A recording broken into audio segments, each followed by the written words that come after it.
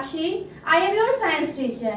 Last time में बेटा मैं आप लोगों को आपका साइंस का फर्स्ट चैप्टर जंतुओं की अनुकूलताएं पढ़ा रही थी, जिसमें कि हमने 2 हेडिंग्स अपनी कंप्लीट कर ली थी। आज हम लोग उसमें 3rd हेडिंग पढ़ेंगे और ये हमारी इस चैप्टर की लास्ट हेडिंग है। तो चलिए देखते हैं इसको।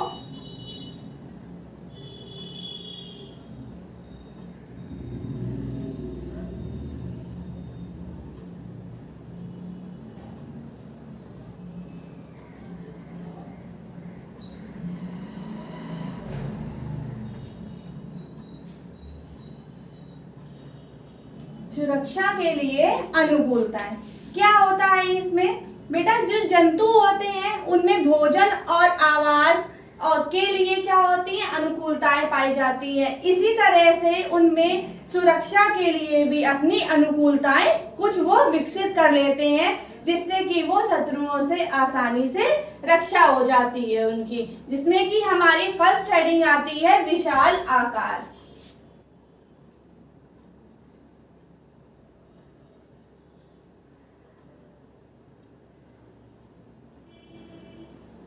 विशाल आकार।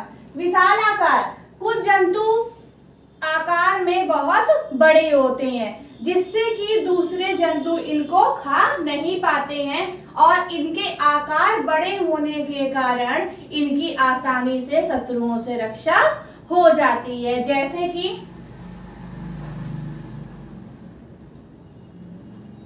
उदाहरण में क्या आएगा हमारा?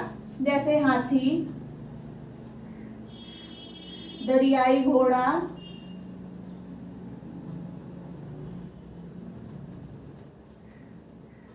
और व्हेल मछली आदि। ये जो जंतु हैं ये आकार में बहुत बड़े होते हैं, जिससे कि दूसरे जंतु इनको खा ही नहीं पाते हैं। तो क्या हो जाता है? इनकी इसी तरह से इनकी सुरक्षा हो जाती है। और जो व्हेल मछली होती है वो हाथी से कई गुना बड़ी होती है। अब हमारी इसमें नेक्स्ट हेडिंग आएगी, 2nd हेडिंग पलायन।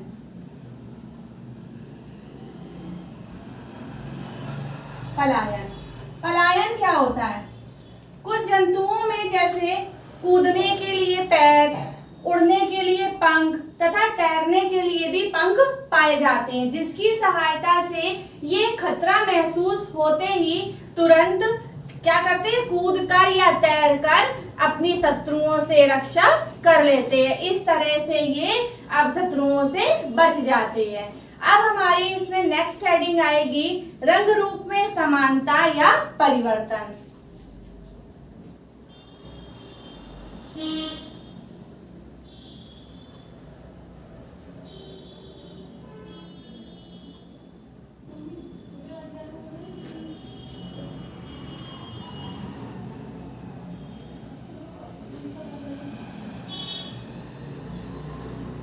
रंग रूप में समानता अथवा परिवर्तन क्या होता है? रंग रूप में समानता।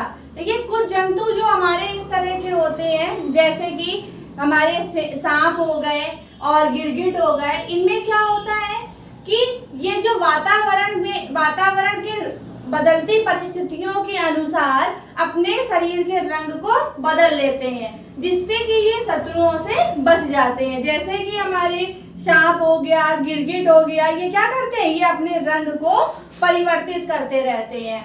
और जैसे हमारी ध्रुवी भालू हो गया, ध्रुवी लोमड़ी हो गई, ये जो होते हैं ये सफेद बर्फ में पाए जाते हैं और बर्फ का भी रंग सफेद होता है और इनका भी रंग सफेद होता है, जिसके कारण ये आसानी से स्वयं को शत्रुओं से बचा लेते हैं।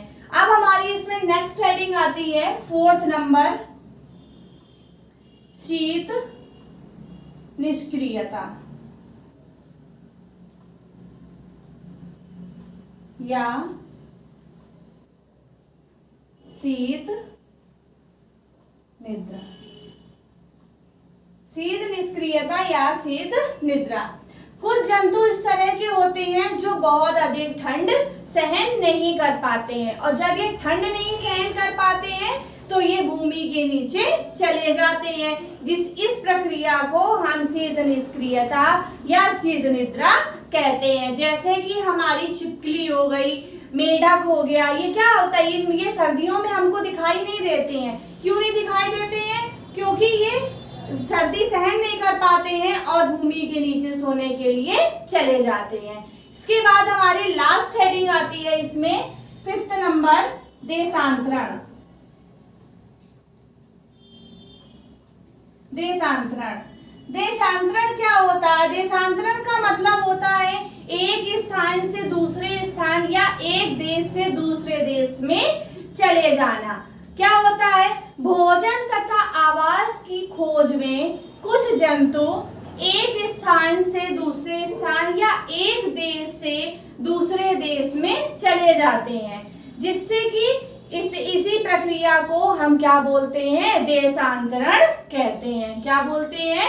देशांतरण कहते हैं। जैसे कि हमारी